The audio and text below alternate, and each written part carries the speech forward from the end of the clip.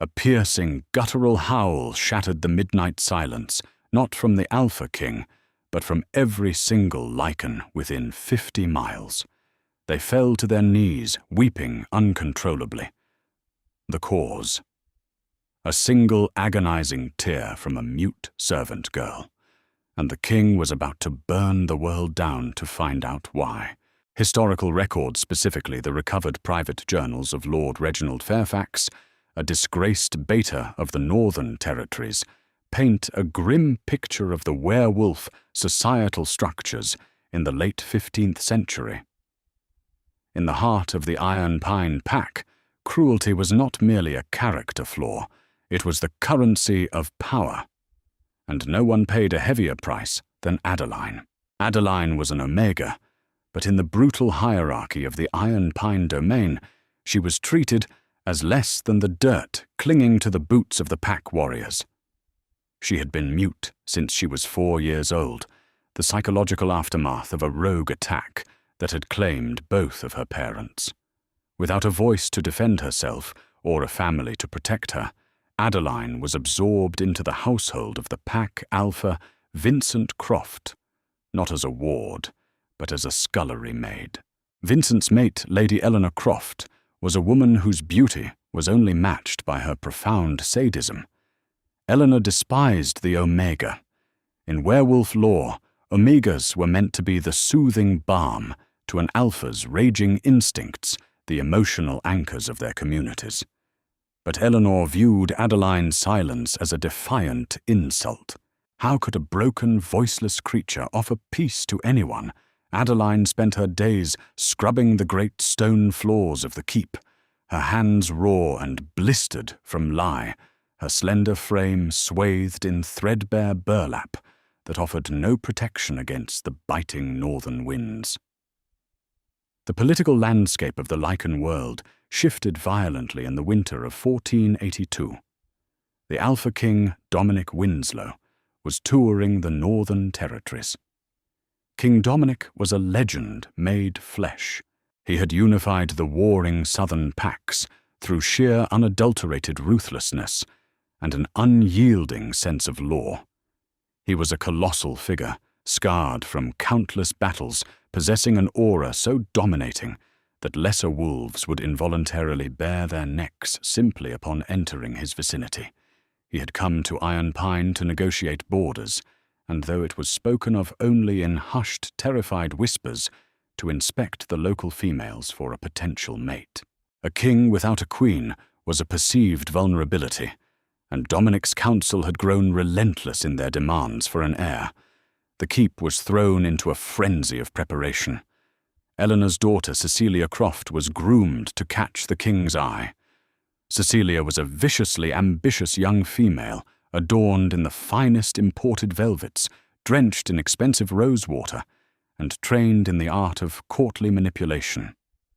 She was determined to leave Iron Pine as the Alpha Queen. On the eve of the king's arrival, the keep was a tempest of activity. Adeline was tasked with carrying armfuls of heavy oak logs from the frozen courtyard into the great hall. The physical toll was immense, her muscles screaming in protest with every step. As she struggled with a particularly massive load, a sudden commotion at the main gates distracted her. The king's vanguard had arrived a day early. In the chaos of rushing servants and panicked guards, Adeline tripped. The heavy logs cascaded onto the stone floor with a deafening clatter right into the path of an approaching figure. She scrambled to her knees, her heart hammering against her ribs like a trapped bird. She kept her head bowed submissively, exposing her nape as her trembling hands reached out to gather the spilled wood. Heavy, fur-lined boots stepped into her field of vision. The air around her suddenly thickened, vibrating with a raw, crackling power that made her skin prickle. It smelled intensely of crushed pine needles ozone and old iron, a scent so intoxicatingly dominant that Adeline's breath hitched in her throat. "Leave it," a voice rumbled. It was deep resonant and entirely unaccustomed to being ignored. Adeline froze her eyes, daring to dart upward for just a fraction of a second. She caught a glimpse of piercing ice-blue eyes set in a harshly handsome face, framed by dark, wind-swept hair. It was King Dominic. For a single suspended heartbeat, their eyes locked.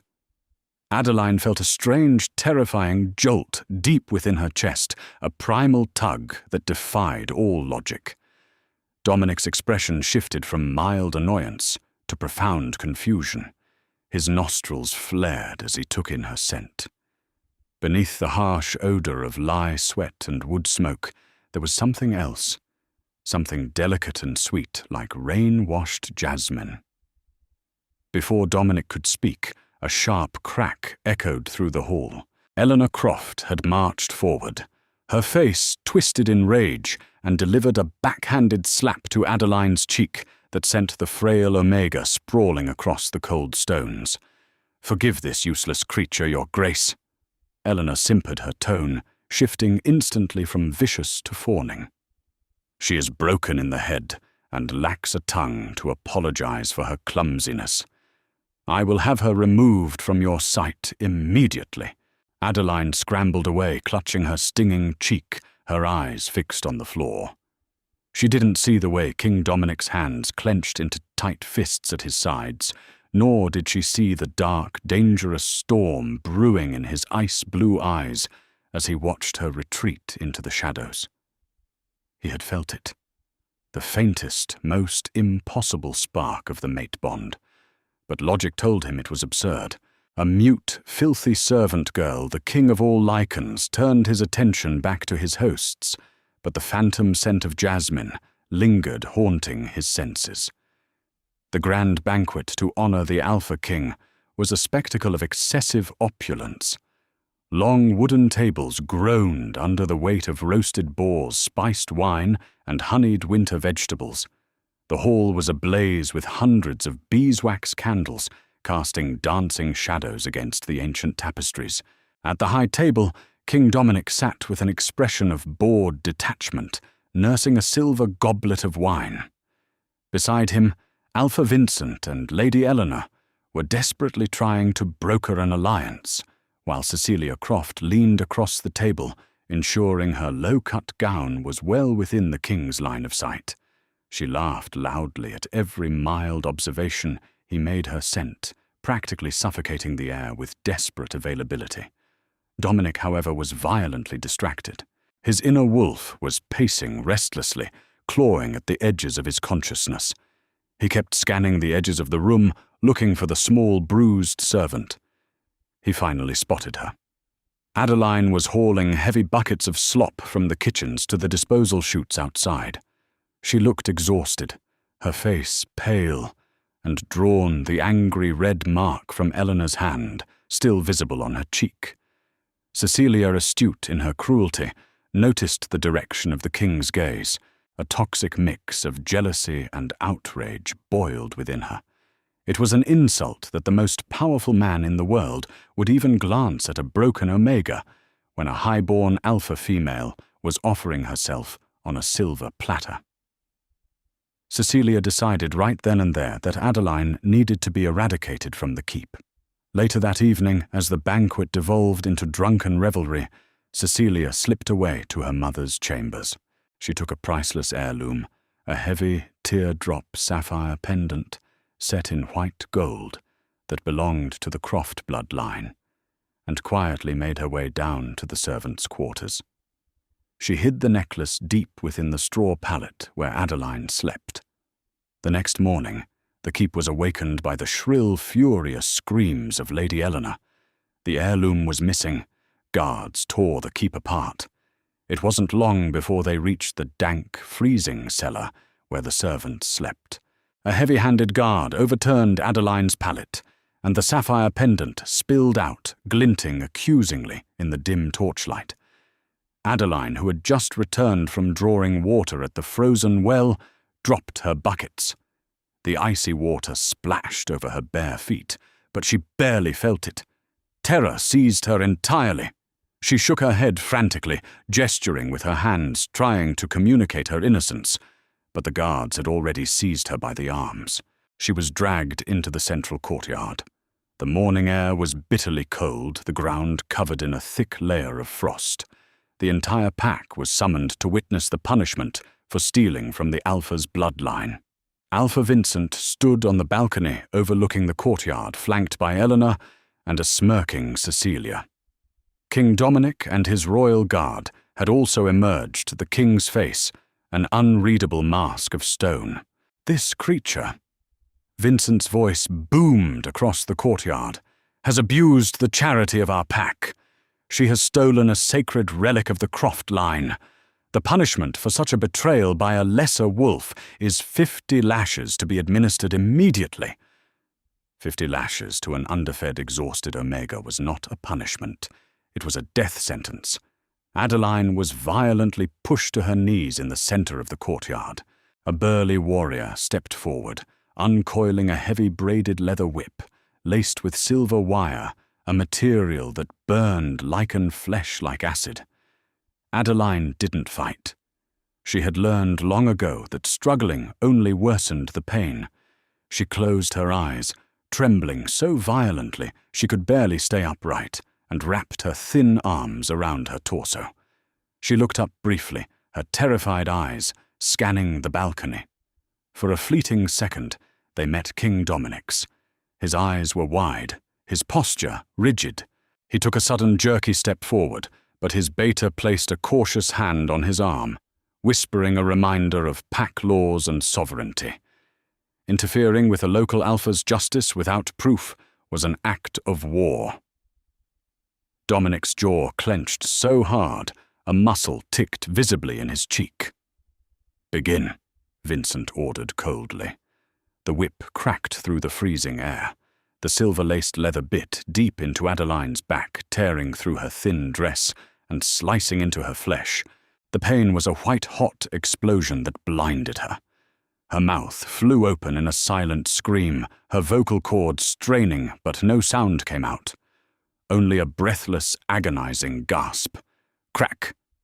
The second strike landed, crossing the first. Silver burned its way into her bloodstream. Blood, stark and impossibly red, began to stain the white frost beneath her knees. Crack! The third strike. Adeline collapsed forward, her palms slapping against the freezing cobblestones. She was drowning in agony, her vision going black at the edges. She felt so incredibly alone. No parents to shield her, no pack to defend her, no mate to share her burden. The sheer injustice of her miserable, silent existence crashed down upon her heavier than the whip. A profound, soul-shattering despair ruptured deep inside her chest. At the exact moment the fifth lash fell, something primal and ancient snapped within Adeline. She threw her head back, her throat convulsed, and then the impossible happened. It wasn't a physical sound, it was an energy pulse, a psychic biological shockwave of pure, unadulterated Omega distress. It erupted from her tiny, broken body and exploded outward with the force of a nuclear detonation.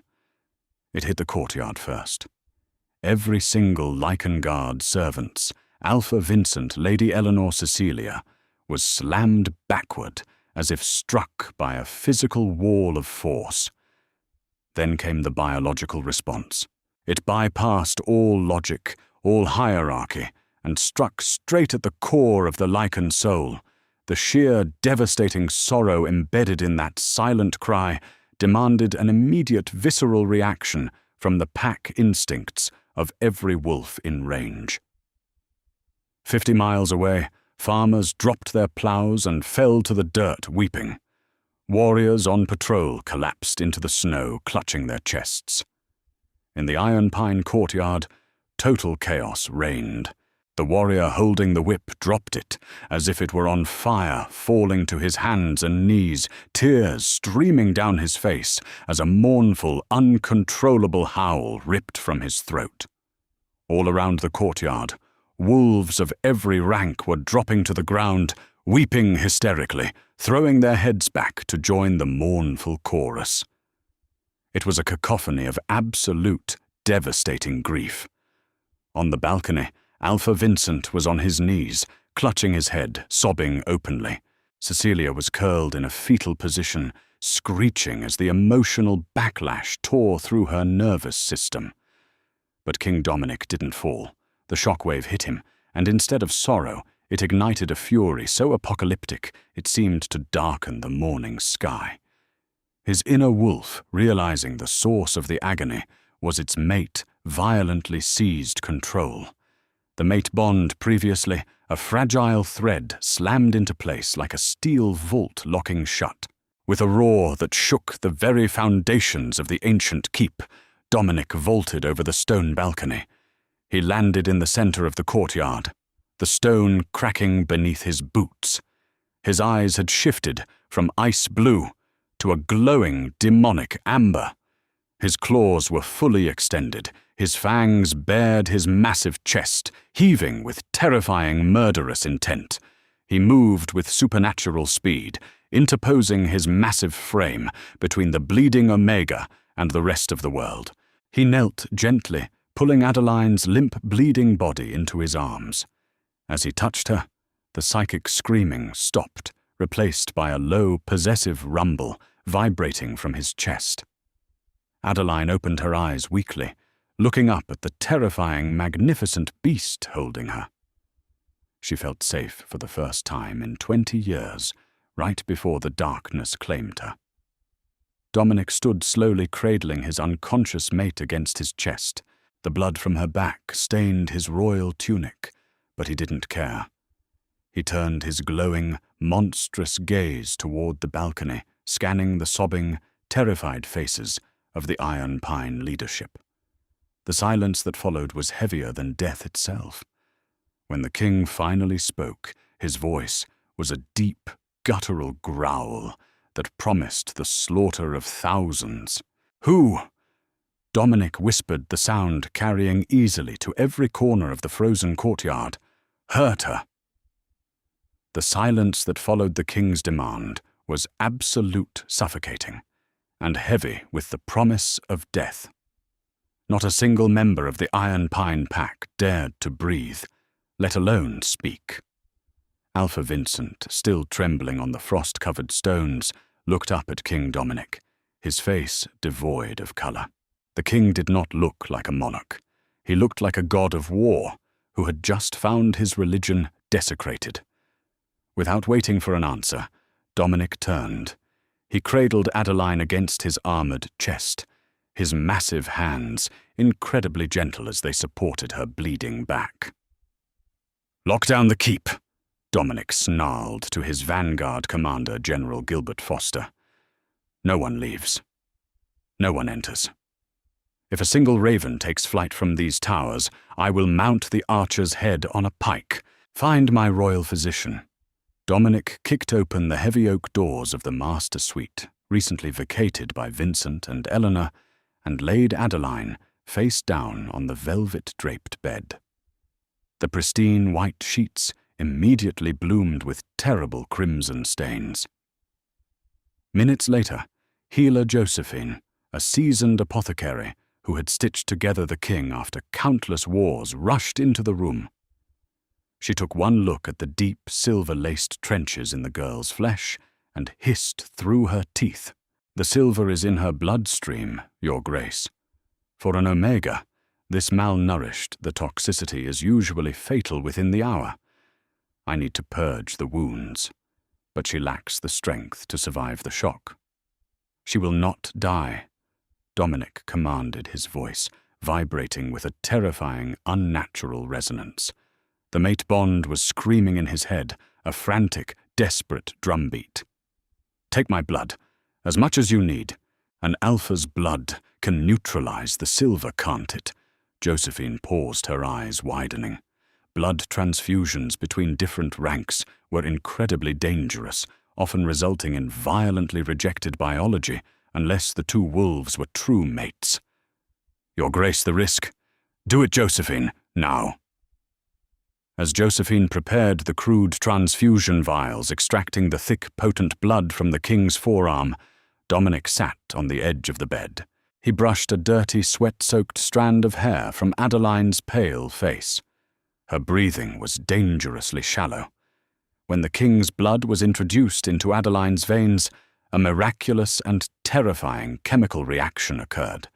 The vicious red wounds on her back began to sizzle, expelling a black tar-like substance, the corrupted silver being forcefully, violently purged from her system. But something else happened. The room was suddenly flooded with an overwhelming, intoxicating aroma. The scent of rain-washed jasmine amplified 100-fold, sweeping away the metallic tang of blood. Josephine gasped, dropping a bloody cloth. "By the goddess! Your Grace, look at her veins!" Beneath Adeline's translucent skin, the veins were glowing with a faint, ethereal gold before settling back to a normal hue. Josephine fell to her knees. That is not standard Omega biology. That is the luminescence of a royal bloodline. The old texts call it the moon shadow mutation. Dominic's amber eyes narrowed into dangerous slits. The Moon Shadow Pack, a legendary, peaceful enclave in the eastern valleys that had supposedly been wiped out by rabid rogues 20 years ago. The tragedy had always sat poorly with Dominic's predecessor. Now the truth was unraveling right in front of him. This broken mute servant was no peasant. She was high-born royalty, enslaved and tortured by the very people who were hosting him. While Adeline slipped into a healing, feverish sleep, Dominic left the chambers. The raw fury within him had distilled into a cold, calculating, and infinitely more dangerous rage. He descended to the dungeons where the Croft family had been unceremoniously thrown by General Foster's royal guard. The dungeon was damp, reeking of mildew and fear. Vincent, Eleanor, and Cecilia were huddled in a cell, their fine clothes ruined by the filth. Dominic had a chair brought down. He sat outside their iron bars, steepling his fingers. General Foster stood beside him, holding the blood-stained whip and the teardrop sapphire pendant. An investigation has been conducted during the last 3 hours. Dominic began, his voice dangerously soft. "General Foster, please enlighten our hosts." Foster stepped forward.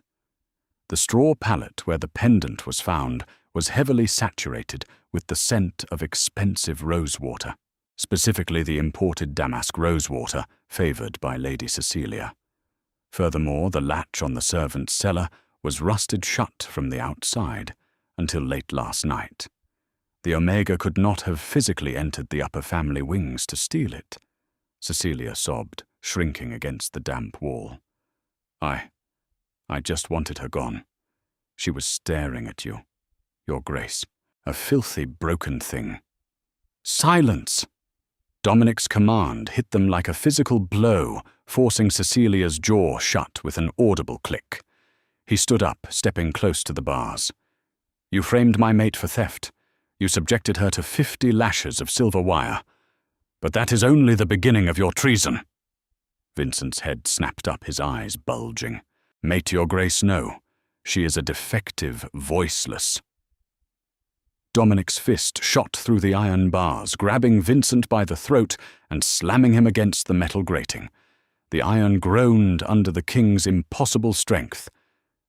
"Her name," Dominic whispered, "is Princess Adeline of the Moon Shadow Pack, daughter of Lord Alaric and Lady Rosalind, the same Alaric you supposedly found butchered by rogues 2 decades ago." Eleanor let out a sharp, terrified wail. The colour entirely drained from Vincent's face as he choked in the king's grip. "You slaughtered her parents, stole their territory, and kept the royal heir as a mute scullery maid to humiliate her bloodline." Dominic stated the pieces of the historical puzzle clicking into place. "You thought you had erased the Moon Shadow legacy, but instead, you handed me my queen." Dominic dropped Vincent, who collapsed to the floor, gasping for air. "Prepare the courtyard," the king ordered Foster. "The tribunal begins at dawn. I want every alpha in the northern territories summoned to witness the execution of the Iron Pine traitors. The dawn was violently cold, the sky painted in bruised shades of purple and grey. The great hall of the Iron Pine Keep had been stripped of its banquet finery and transformed into a court of absolute justice. The royal guards lined the walls, their halberds glinting in the torchlight. Hundreds of visiting dignitaries and local pack members were crammed into the hall, the atmosphere thick with dread. At the head of the hall sat King Dominic on a heavy wooden chair that served as a makeshift throne. Beside him, seated on a cushioned palanquin, was Adeline. She was incredibly pale, swathed in thick, pristine white furs that belonged to the king himself. Her back was heavily bandaged beneath the garments, and she leaned heavily against the wooden armrest. But she was awake. For the first time in her life, she was not looking at the floor.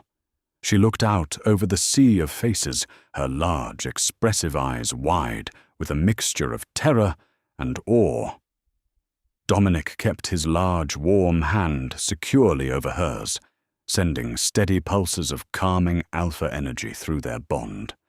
Every time she breathed, the phantom pain in her back was soothed by his proximity. The heavy oak doors groaned open. Vincent, Eleanor, and Cecilia were dragged into the hall, bound in heavy iron chains. They were forced to their knees before the dais. General Foster read the charges aloud, his voice echoing off the stone walls. Treason against the crown, the assassination of Lord Alaric and Lady Rosalind, the enslavement and torture of a royal Omega, attempted murder via silver lacing. "The evidence is absolute," Dominic declared, his voice cutting through the hall. "The scent trails the magical resonance of the royal blood, and the confessions of your own complicit guards have sealed your fate." Vincent, realizing he had nothing left to lose, let out a deranged, bitter laugh. "She is a broken thing," he spat, glaring at Adeline. "You think the southern Pax will bow to a queen who cannot even speak, a command, a mute, traumatized wretch? You taint your own bloodline, Dominic." Eleanor, driven mad by the impending loss of her status, and her life suddenly lunged. She had kept a small concealed silver hairpin hidden in her sleeve. With a desperate shriek, she broke away from her distracted guard and scrambled up the steps of the dais, aiming the silver point directly at Adeline's throat. Dominic moved, but he was a fraction of a second too late. Adeline saw the woman who had tormented her for 20 years flying toward her eyes, wide with murderous intent, decades of repressed terror, the agonizing memory of her parents' slaughter, and the searing pain of the whip, all culminated in a single desperate moment. The trauma block in her mind, a barrier she had built as a 4-year-old child to survive, violently shattered. She stood up, ignoring the agonizing tearing in her back. She opened her mouth, pulling air into lungs that had never been used for anything more than quiet sobs. "Stop!" The word tore from Adeline's throat. It was not a scream. It was a command. The sound carried the unadulterated biological weight of a royal Omega. It hit the hall like a tidal wave of golden light. It was a vocalization of absolute peace enforced by an ancient genetic authority that bypassed the conscious mind. Eleanor froze in midair, as if she had hit a glass wall. The hairpin clattered uselessly to the stone floor. She collapsed, her muscles completely paralyzed by the sheer overwhelming power of the Omega's command. The entire hall dropped to their knees, not in pain this time, but in absolute reverent submission. The air was suddenly flooded with a profound sense of tranquility, washing away the tension, the fear, and the anger that had poisoned the room. Even Dominic found himself breathing easier, the raging beast within his chest finally lulled into a purring calm by the sound of his mate's true voice. Adeline stood there, panting, a hand pressed to her own throat, in absolute disbelief. Tears streamed down her face, but they were not tears of sorrow. She looked at Dominic, her lips trembling. She rasped her voice, husky and unpracticed but beautiful. I can speak. Dominic stepped forward, pulling her gently into his chest, burying his face in her hair. You can, my queen, he whispered fiercely loud enough for the trembling prisoners to hear. And the whole world will listen. The judgment was swift. Vincent Eleanor and Cecilia Croft were stripped of their wolf spirits via a dark, ancient ritual performed by the King's Council, rendering them nothing more than weak, mortal humans. They were banished to the freezing, barren wastelands of the Deadlands, a punishment far more agonizing than a quick execution. The Iron Pine Keep was purged, its leadership replaced by loyalists chosen by the Crown. But the most significant change occurred not in the northern territories, but in the capital. Months later, the historical archives record the grandest coronation the Lycan world had ever witnessed. Adeline, no longer a bruised servant in burlap, stood on the balcony of the Sunspire Palace. She wore a gown of spun gold and deep blue velvet, the teardrop sapphire once used to frame her now resting proudly against her collarbone as a symbol of her conquered past. King Dominic stood beside her, his terrifying aura perfectly balanced by the radiant, soothing presence of his queen. When Adeline raised her hand, the immense crowd of thousands fell utterly silent, hanging on to her every word. The mute scullery maid had not only found her voice, she had become the heartbeat of an entire kingdom, proving that true power does not lie in the cruelty of a whip, but in the unbreakable spirit of a survivor. Did this dramatic Lycan tale leave you breathless? Don't miss out on more thrilling werewolf romances, shocking betrayals, and satisfying revenge stories. Hit that like button. Share this incredible story with your pack of friends, and subscribe to our channel for daily tales of alpha kings and fated mates. Ring the notification bell so you never miss a twist. Drop a comment below. What was your favorite moment?